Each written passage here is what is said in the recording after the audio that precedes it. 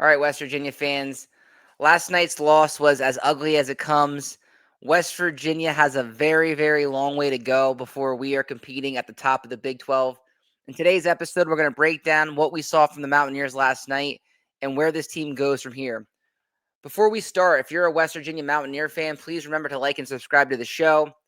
We're going to be here after wins, we're going to be here after losses, and we're kind of go through this together. So if you enjoy West Virginia content, please remember to hit the subscribe button.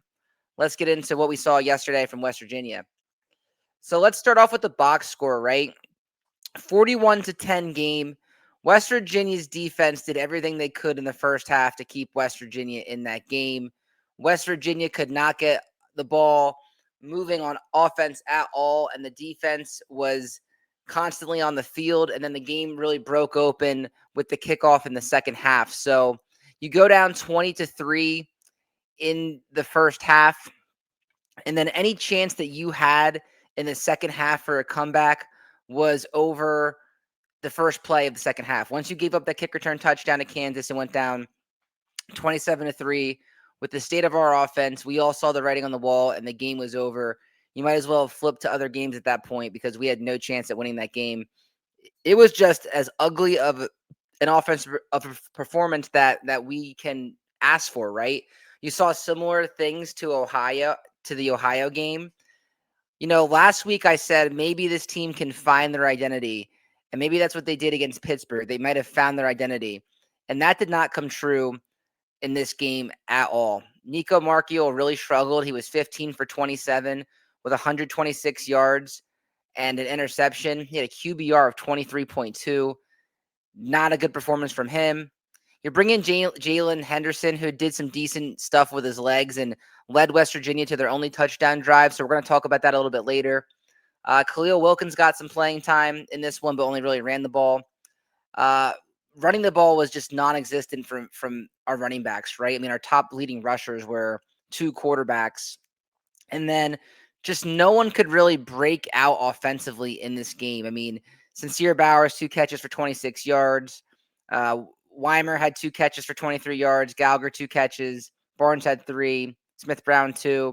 Cam Vaughn, 2. But they weren't really meaningful catches at all. It was just really hard to watch that entire game and be optimistic as a West Virginia fan. Total team stats don't look as bad as the score does. I mean, 324 total yards to 405. The biggest thing was like the turnovers, right? There was a few chances in that game where West Virginia's defense had a chance to force some turnovers. There were some dropped interceptions. There was some balls on the ground that we did not recover. That could have changed the trajectory of the game, right? When you have a struggling offense, if you can cause turnovers, that could be a major lift to your offense and give them a spark. And that just never occurred, right? You didn't turn Kansas over not one time. That's a recipe for disaster when you have a struggling offense. First downs were about even. Penalties were about even. You know, third down defense was actually pretty good for West Virginia, right? 5 for 14. You know, Jalen Daniels, he was kind of missing some throws, right? We actually kind of got lucky that Daniels was kind of off the mark with his passing a little bit. He definitely hurt us with his legs, but passing the ball, he wasn't that efficient, missing some throws. So team stats, it doesn't look that bad, but the score was definitely bad, and it was a mismatch. I thought we matched up well with these guys, but that was not the case at all. And we got physically manhandled in that game, right? There was a few times there were some hard hits going on, and they were the more physical team. They were the better team. And like I said, we have a long way to go to compete again in this league and make some noise. So it was definitely a discouraging loss for West Virginia. Let's talk about some of the storylines out of this game and kind of why it looks so bad. Missing pieces, right? We have to start here. I don't want to make excuses because excuses are just, it doesn't matter. But we are so devastated by injury right now that it's not even funny, right? I mean, Fred Perry didn't get injured, but he had a targeting call in the first half of that game. You know, he's our best defensive player. So once you lose him, that's when you really started to change. Ty Edwards, who seemed like a game time decision, I thought he was going to be probable all week. And then as we got closer to kickoff, we found out that was not the case, did not play. I mean, it's just hard to gain momentum like that as a team when you're a guy that broke out last week can't play this week. On top of that, obviously Jaheim White's out for the year, who's our number one running back. Jaden Bray, probably our number two receivers out. So if you look at the running back room alone, right, with Jaheim White, and then Jalen Knighton never sees the field because of his eligibility issues, and then Edwards doesn't play. Ty Bowers left with an injury. You're down to your four best running backs are all gone. So it's hard to get the running game going when you don't have any availability of your best players. Preston Fox didn't play in the game. Landon Livingston went down with an injury. I mean, we are just so beat up right now. And that can't happen for a team like West Virginia that doesn't have a lot of depth. And for a team that needs stars and need playmakers to break out when they're all hurt, I mean, it's going to be very challenging. So this team desperately needs a bye week, and it's not coming for another 2 weeks. And we have two really good opponents coming up on the schedule that we're going to talk about in a little bit. So this team, I don't know. Hopefully we can get Ty Edwards back. Fred Perry's going to be back next week because his penalty happened in the first half. Hopefully Preston Fox can get back. Obviously, we know Jaheim and Bray are gone for the season, but we are extremely banged up right now, and that's probably why the score was very lopsided too, is just availability and being so nicked up right now. Keys to the game. So before the game happened, I put out a preview video and I said, these are the keys to the game if West Virginia wants to pull off the upset. Sustained drives. They did not do that at all, right? I think our first 5 or 6 drives ended with punts. There was a long time where we couldn't even cross midfield. You did not sustain drives. Our defense was out for a long time, and eventually the defense cannot save you. Eventually the offense has to do their part, and they did not do that. They did not sustain drives, and it was the major reason why we got beat so bad. Contain Jalen Daniels. That did not happen. I think Jalen Daniels hurt us more with his legs than he did his arm. And, there was times where it seemed like we had a pocket around him, but then he just would go up the middle. There was a bunch of missed tackles, and he really, really hurt us today. Last night. Jalen Daniels, it seems like a quarterback that Rich Rod would love to have one day with how mobile he is. And then you look at how mobile Kansas's quarterback is, and then you look at how immobile Nico Marchiol was. It was really concerning. Starting field position was really, really poor because special teams was so bad last night, right? We gave up a kickoff return touchdown to start off the half, and then multiple punt returns and kick returns we got gashed, and Kansas had really good starting field position. And when you don't sustain drives, you also give up really good field position. So that was a glaring thing that happened. That is a reason why it was so lopsided. You didn't win the turnover battle, obviously, because you didn't cause any. There was multiple opportunities to get them, and they did not come up with them. And that's going to hurt you if you have a struggling team and you can't get turnovers. And then Cam Vaughn had 2 catches for 11 yards. So literally none of the keys to the game happened for West Virginia, and it was just an ugly, ugly performance. No offense, right? I mean, let's just keep it simple here, right? There is no offensive identity on this team. The offensive line is as bad as I can ever remember it watching West Virginia, and the running backs can't do anything, right? It would have been interesting to see if Ty Edwards would have played and how many rushing yards we had, because it seems like he's the one guy that has broken through this year, but he wasn't available. And when you don't have a run game and you don't have a mobile quarterback, it's going to be really, really challenging to run your offense. And we have a really good defense that we're going against next week. So good luck trying to improve it. There's just no identity on this team. There's still 2/3 of the season, but I think there's going to be important decisions made in the offseason about the personnel that we want to bring in here and who we want to keep, because right now it's just not clicking. In 2 weeks, we're going to be halfway through the season already, and it is just a revolving door at a lot of positions like quarterback, running back. Everyone's injured. Cam Vaughn broke through it for a little bit at wide receiver, but beside him, who is really stepping up? I know Rodney had some glimpses, but you have so many question marks here, And I think for us, if we want to have any silver lining and salvage this season, this offense needs to improve, and we need to see major improvement to give us a glimmer of hope for the future. Because if not, a lot of these guys will not be here next year. So it was a bad offense performance, and it's not just a one-off. It's been bad a lot of times this year, and it's not going to get any easier with who's coming up on the schedule. And then that leads us to this, right? Who should start the next game at quarterback? Um, Nico Marchiol, we have to kind of be critical of him. I know he had the big win and come back over Pitt, but he just couldn't get anything going yesterday at all. I thought Rich Rod should have made a change at quarterback much earlier in the game. You know, if you have five quarterbacks like you say you do, I know you want to be loyal to Nico because of what happened last week, but he was not moving the offense at all. Even when they did design runs, he could not create any separation, and it was alarming. And with no running game, he's basically a sitting duck back there. And I'm not sure if Nico's just built for the Rich Rodriguez offense. When you think Rich Rodriguez offenses, you think mobile quarterbacks that can run and hurt you with his legs. And Nico's just not doing that this year at all. Jalen Henderson came in late in that game and provided a spark. Again, I wish I would have seen him be in the game a little bit earlier, because who knows? Maybe he gives you the spark earlier in the game and it changes things. I don't know. I know he doesn't still look great passing the ball, but Jalen also showed some good things in the SEC. It's not like he's some guy that has never played before. He has done some quality things in the SEC, has won games at Texas A&M.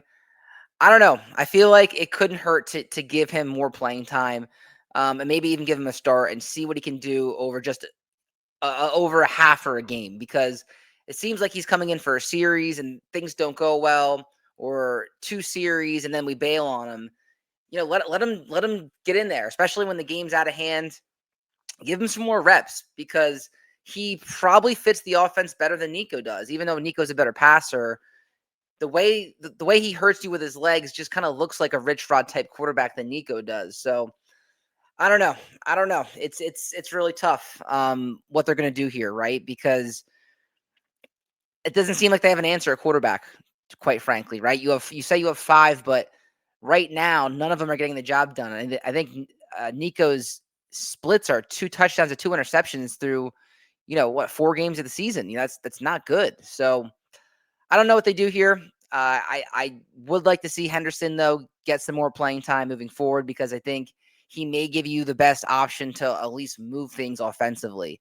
But it's super concerning. And like I said, back to the personnel things, I think this offseason, West Virginia is going to have some decisions to make at quarterback, right? Especially if this season goes not so great and we don't make a bowl game and we don't win many games. The pressure is going to be on next year for Rich Rod to win games next year. And I know Scotty Fox might be the future, but are you really going to run out Scotty Fox next year when you need to win games immediately next year? I think Rich Rod will get some leeway this year because it's year one and the late start with the transfer portal. But next year, that's not going to be the case. If we don't see significant improvement next year offensively, his seat's going to get warm. And I don't know what you're going to do. Are you going to stick with Nico, who doesn't seem to fit your offense? Or are you going to go out there, open the checkbook, and pay a proven quarterback? These are decisions that are going to have to get made, and this is the evaluation that's going to have to get made over the last 2/3 of the season. So watch out for the quarterback room and how they evaluate that and how many guys play over the next few weeks, because it's something they have to get answered going into the future for the program.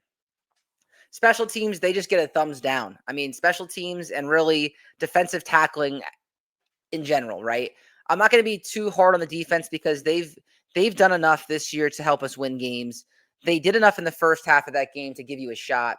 So they can't always do it. But special teams, when you have a struggling team and you need sparks, you cannot give up touchdowns. You cannot give up big plays. It only hurts you. And when you do that to yourself, you have no shot to win the game. So that was as bad of a special teams performance as we've seen. And they need to really look at the film and put guys out there that they can rely on and fix it, because You cannot be giving up returns like that and expect to compete in these games and give yourself a shot. Um, and the schedule ahead, let's just look at this real quick. Um, it just doesn't get any easier, man. Like I said, the bye week comes at a really tough time. You have to play Utah next week, and Utah didn't look great last week, but Utah is a large favorite in this game. I think it's already out to 12.5 points. So you're looking at a similar line that you had last week versus Kansas. You do get them at home, and you play decently at home last week, but who knows how healthy we are. A lot of guys got dinged up in that game last night, and we're already missing some of our star players. So this is going to be a very tough spot for West Virginia, even being at home and even with Utah taking that long trip. So that's going to be a very uphill battle. And then you get BYU after that on a short week, way out there on the West Coast on a 10:30 a night start before you get your bye. So these next 2 weeks are going to be really rough with a team that's very banged up and really lacking probably confidence in that at this point and an identity offensively at this point. And then after that, even after the bye, it's just going to be really challenging, right? I mean, UCF right now is 3-0. Granted, they didn't look great in their first game versus Jack State, but it looked like they got some good things going, beating Bill Belichick and UNC yesterday. So UCF might be tougher than we anticipated after week one. TCU is rolling right now. They look really good. Houston's much improved from last year. Colorado's been struggling, but so have we. So there's no guarantee that we take that one. And then you get Arizona State, who won the league last year, and Texas Tech, who probably is the favorite to win the league now. So this team needs to win 4 more games to become bowl eligible. You have to take it 1 week at a time, and you never know. But it's going to be extremely challenging with what's left and what we've seen, if we're being honest with this team.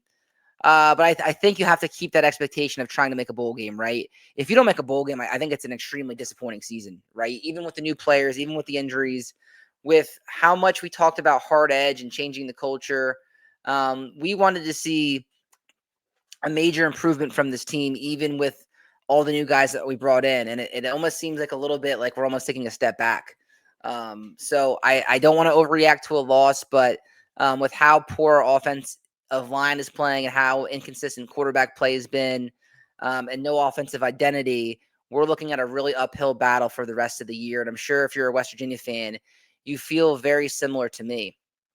It also seems like, with just being a West Virginia fan, it just always seems like we're always taking 1 step forward and 2 steps back, right? Last week it's like, all right, we beat Pittsburgh, we beat our rival, who was we thought a decent football team. Hey, we can compete in the Big 12, and then you get an early reminder in this game that that's probably not the case right now. So that's discouraging. And you go back to last season where the year before you won 9 games and you get Penn State on a prime time kickoff spot, big noon kickoff, and you're like, all right, here we come. West Virginia's back.